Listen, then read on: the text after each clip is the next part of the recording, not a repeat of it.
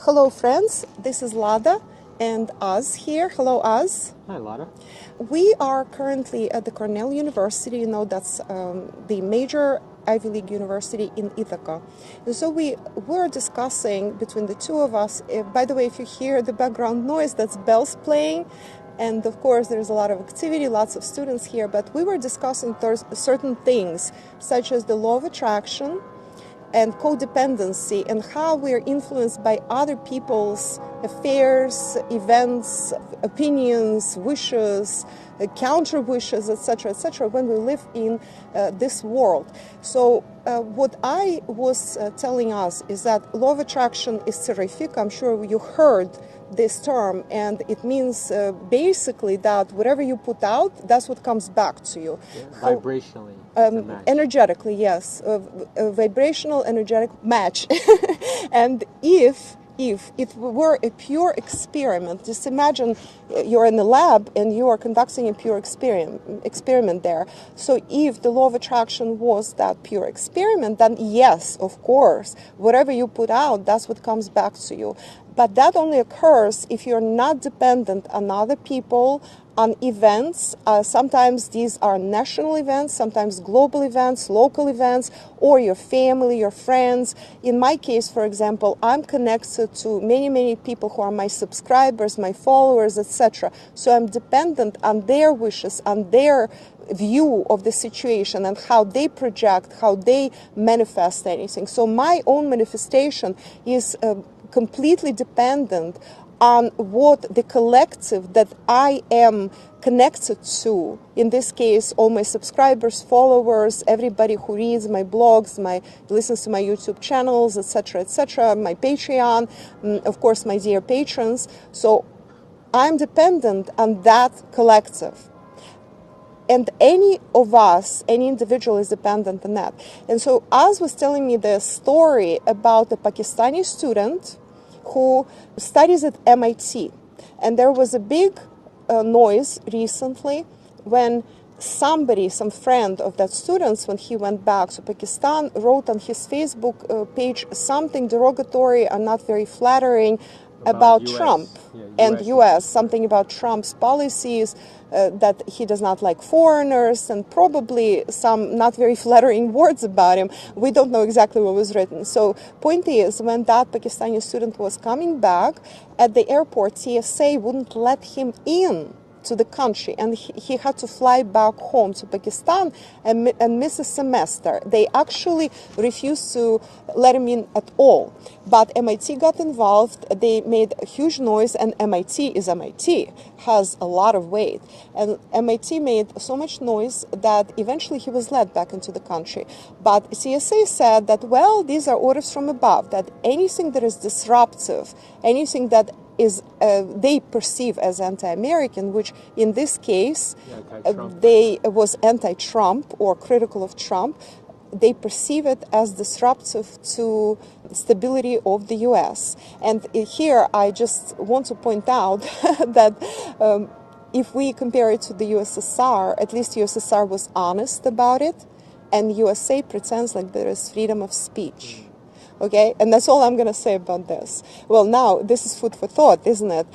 So much stuff is changing around us. And so we might have the best intentions. Remember, I wrote to you recently on Patreon how I feel that I'm being stifled by certain following that is specifically geopolitical, that is very negative, and I'm personally a very positive person. So for me, I do it to educate people, to enlighten people. I'm not doing it to demonstrate that my daddy can beat up somebody else's daddy better. That actually, I cringe when I hear this kind of cocky attitude towards anything or anybody. So I'm dependent on that collective. So meantime, of course, we can change it. We're really talking about the law of attraction. So if we lived in a vacuum, in other words, right? Say you, me, or a test tube, right, in a lab, then of course a pure experiment would be possible. But we absolutely, no question about it, we are all connected. And right now we are more connected to the rest of the world than ever before. Via internet, via all the computer, social media, etc. And if if it's not like that, if it's like 3D connection, just look at the student. Apparently some bright guy from Pakistan, MIT, tried to get into MIT. And so he has his dreams. He has MIT on his side. MIT stood up for him, of course, and defended him, but he missed a semester. It was a mess. He was very disappointed. Everybody was on edge. So it's not a very good image for the country. See, and point is, he could be great. College could be great, and he could be great. The relationship between him and college could be great. But then TSA interferes. Then Trump's all these external factors. External factors such as Trump's paranoia, narcissism, whatever we call it. And mind you, I'm not against Trump. I'm neutral to Trump. I hope you know this. So if any of you are pro-Trump, do not take it as criticism. He is what he is. Each country brings out the leader that each country deserves. This is very old truth. This is Machiavelli. Once he coined this phrase, we never deviated from it. Every country deserves its leadership and its government. It is the face of the country, so this country deserves Trump. And the American and Obama. Yeah, Gorbachev, thereabouts. I don't want to go into geopolitics. I just wanted to demonstrate based on current affairs, based on geopolitics a little bit, and based on social relations between us and the world, how all this works. Same applies to me, as I was telling you in that big article I wrote for you guys, where I was explaining what is happening and why I feel in a specific way and why I'm changing things. So we do have an option, we have free will to change things, and when it becomes necessary, we actually go for it. So the time has come for me, for example, to seriously reconsider how I do my knowledge sharing on the internet and with anybody really, with the collective, let's just call it. And it applies to everybody. So we can always have this option to change things if they're not working for us. Bottom line, the point of this conversation, and I didn't want to make it too long, is that law of attraction is terrific, but do not overthink it. Do not think too much of it. I was once recently asked the question, what is it that I am doing wrong? And it's a legitimate question from one of the patrons, actually a very wise question. What is it that I'm doing wrong or should reconsider or do differently so that I get the deserved recognition and as many followers of my theories, of my teachings, as I deserve to get. And I said, yes, there is something that I discovered in my very, very old past lifetime that is encumbering that is not letting me get through it, overcome it. But it still is only my side. I can do all I want, and I can change whatever, but if humanity is not ready to hear what I have to say, if it is too advanced for them, it's not too advanced for you guys get it. But apparently not even all of you, because after I posted that article, which was supposed to be a clarification article, which was supposed to be, like, I'm sharing my soul and my heart with you, in fact. So some people apparently thought that was too much for them and left. And this is fine. They were actually wrong people. So I clarified that too, that they did not belong with me. And if I didn't say these things, I would have continued feeling that something is slightly off in my subscription base. Can't quite put my finger on it, but those people never left comments, so I wouldn't have known what is wrong, what they're thinking to themselves. But being an empath, of course, I hear it. I hear their thoughts. I hear their energy. So it is actually good that they left. Now I can get new people who are on the same page with me, and we all are evolving. And another thing I want to point out, this is actually very interesting. See, law of attraction was very popular in period 7. Remember the previous period when New Age was very popular. Now it's not as popular, and a lot of people criticize this exactly because of that. Because it is not a direct correlation between, I think this and this materializes for me. It is indirect correlation.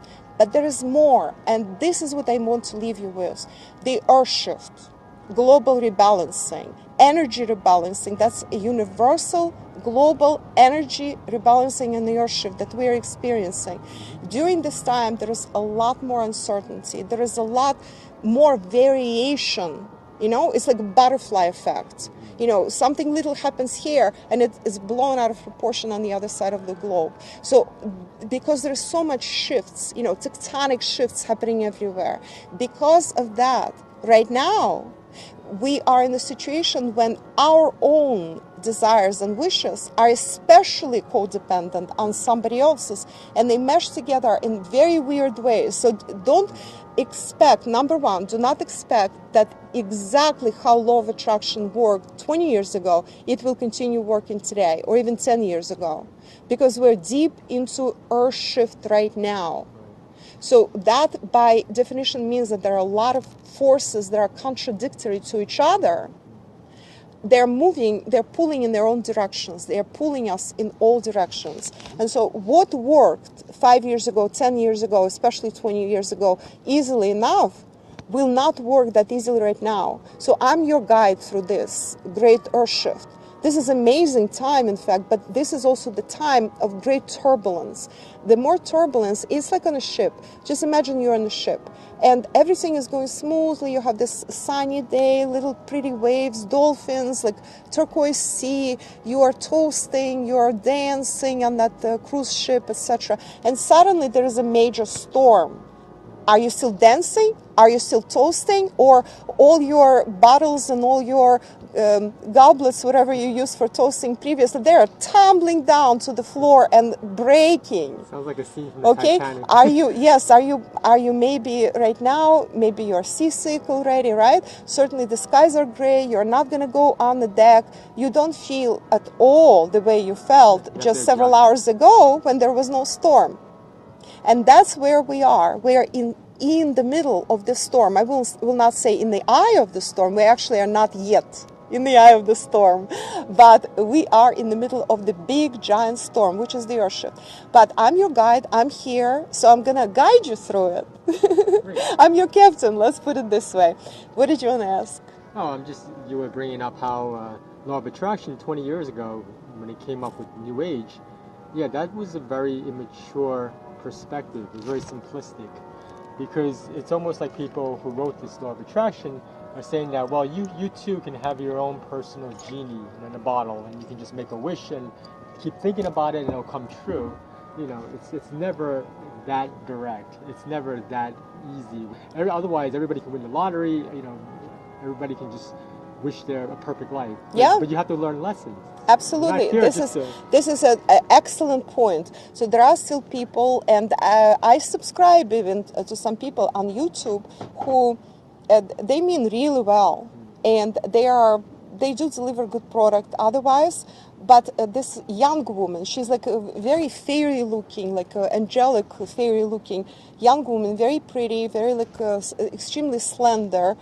She has some starseed in her and some angelic something in her, and probably also some elemental in her. So what she was doing, she's like, oh, she's such a big fan of law of attraction, and I like her other material, and I subscribe to just keep tabs on what's happening in the spiritual world. And she's cute how she puts together her videos, so I'm learning from people like her. And she told us about law of attraction, and it's so easy for her. You know what? I can tell you, when I was her age, everything was so easy for me. Because she's young. Like, up until I was about 40. Not just chi. When I was, when I went to college, professors tended to give me those A's practically automatically. Others were jealous out of their minds. And to school, actually to high school as well. Because they just saw that teacher in me, like a peer or even a teacher that could teach them something. It just energetically, they saw it. So they would just give me those A's. Sometimes it was uncomfortable and embarrassing, actually. I am preparing for the exam. There are exams in Russia oftentimes are verbal.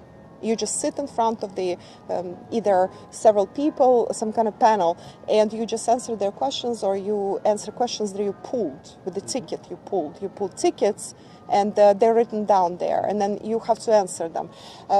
That's one example. And they suddenly, after you say 3 words, they suddenly give you an A without even, it's 5. 5 in Russian. That's an excellent mark.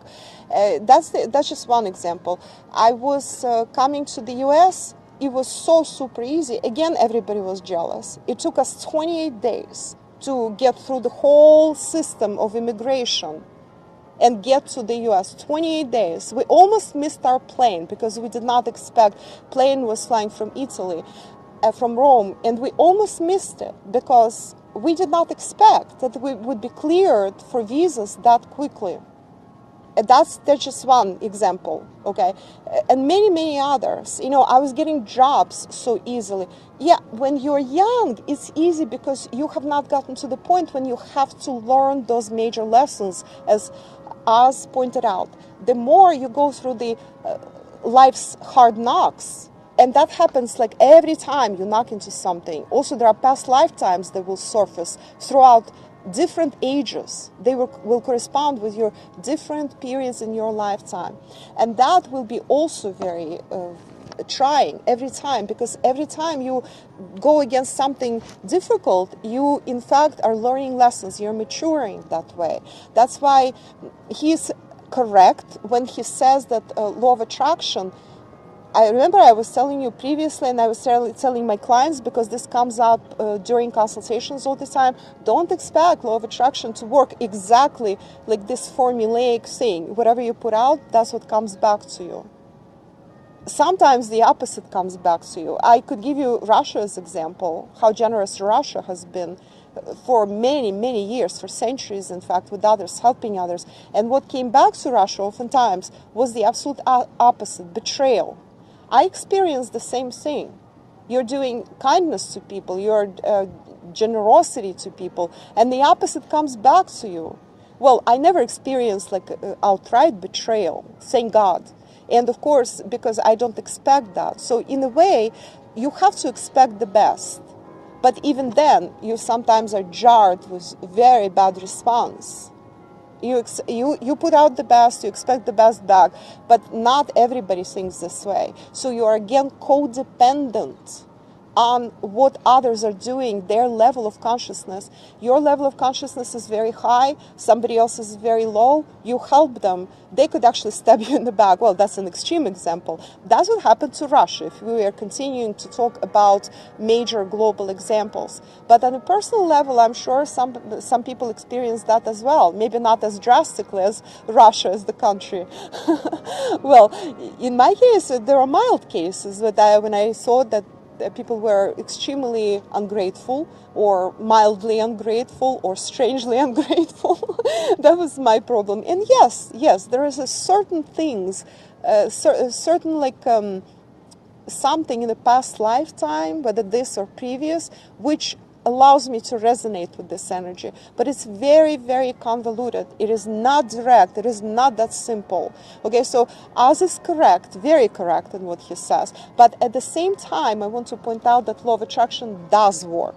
Okay, it's a paradox. It does not work, but it still does work. So it still pays to be positive. It is still pays to, in fact, know exactly where you're going, have a plan. It pays to heal yourself, research what it is that was alien in your past lifetimes or in your surroundings, what is not correct, and correct all this. And this requires constant work. Every single time we heal something, every single time we go into past lifetime, or we ask like an advisor question, like you come to me during my private personal consultations, you ask me a question, and we go deep and we calibrate, and I look at it empathically, and I look at it claircognizantly, clairvoyantly on all levels, and I look into Akashic records, and I find out, I get to the root of the problem. We drag it out into the sunlight, and we explain it, we figure it out, and we figure out what is your best course of action. That's private consultation. And with my past life healing and transformation, then we have this protocol and we work based on that. We heal your soul, we retrieve your power animal, etc., and then we take you to the happy place, and based on that, you will know how to proceed in life. So all this will clear the cache.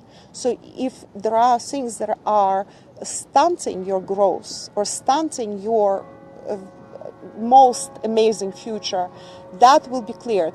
But all that also in this day and age, it will not be sufficient. It is actually necessary that you keep your hand on the pulse of the earth shift and global rebalancing, which is what I provide through my Patreon subscription, a little bit through YouTube channels, and there will be news, so stay tuned. And let's see if Az wants to add anything. Any other questions or suggestions? Yes, that's what we wanted to say today because this came to us. I'm sure some of you might have questions. As you know, there are consultations. Some questions I answer on Patreon as well, and maybe on YouTube in the future. So apologies for the ringing in the background, but we thought it would not be too disruptive because it's bells after all. So from Cornell University, Ithaca, New York, saying goodbye. This is Lada. And this is Az. Bye-bye.